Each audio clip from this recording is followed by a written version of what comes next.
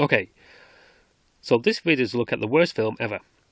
A few years ago I saw a poll in a newspaper about the worst films ever made, and the one voted the worst was Big Trouble in Little China. Which I think is totally unfair.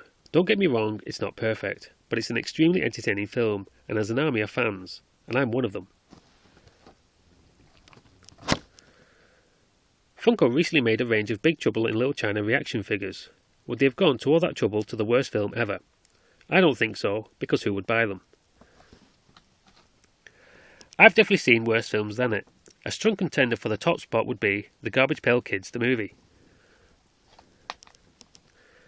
which is so bad it ruins the good memories I have of collecting the awesome sticker series it was based on as a kid. But the worst film I've ever seen is Fire, Ice and Dynamite. I first came across this as an accidental video in a charity shop. I'd never heard of it before, but I gave it a chance because it has an awesome cover which reminded me of the awesome posters the old James Bond films had. It stars an ex-Bond actor Roger Moore, and even the title is very Bond-esque. On the back it also shows Roger Moore dressed in something similar he wore in A View to a Kill, which adds to the Bond vibe I get from it. So I was expecting a knockoff James Bond film with an old Bond in it, but that sounds entertaining enough, right? Wrong. It's supposed to be a sports comedy. Roger Moore stars as a rich guy who fakes his death and puts his entire fortune as prize money in a competition called the Megathon. Only people with a claim on his estate can enter, and his three estranged kids represent him to protect their inheritance. He disguises himself as his own butler to keep a close eye on his kids and see how they compete. What follows is a totally unfunny collection of snowbound stunts, as everyone tries to win that prize money. I think it's trying to be the Cannonball Run crossed with Point Break, but fails miserably. It really is bad, just take my word for it. I've watched it, so you don't have to. Roger Moore's own son Jeffrey Moore stars as his son in this, which is hardly a stretch for him. I get the feeling he intended this to be his big acting break, and that he had his sights set on the 007 role. When Roger Moore was asked who should be the next James Bond, his stock answer was always, my son Jeffrey. I've got to admit, he does look the part, but I think he looks more like Pierce Brosnan than his dad Roger Moore.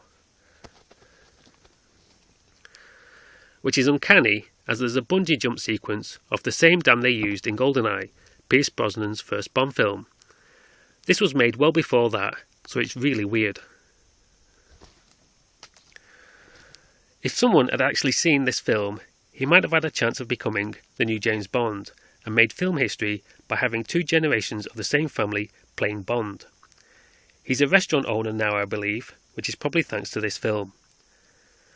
At first I thought Roger Moore did this for the money and to give his son an acting break, but he must have done it for a friend, as it's written, produced and directed by a former Bond stunt coordinator. That's why it's just a collection of stunts on a very flimsy plot. But you need more than that to make a film, which everyone connected to this learned the hard way. I did get it on DVD from another charity shop, so I've never paid much for it. I got it for the nostalgic value rather than anything else, but it's just as bad on DVD as it was on video. At least the cover doesn't con you into thinking it's good this time though. So if someone had actually seen this, it would have been voted the worst film of all time, and not poor Big Trouble in Little China. After all, I can't see Funko making Fire, Ice and Dynamite reaction figures anytime soon. Okay, so that was a look at the worst film ever, and hopefully you'll join me on another video sometime.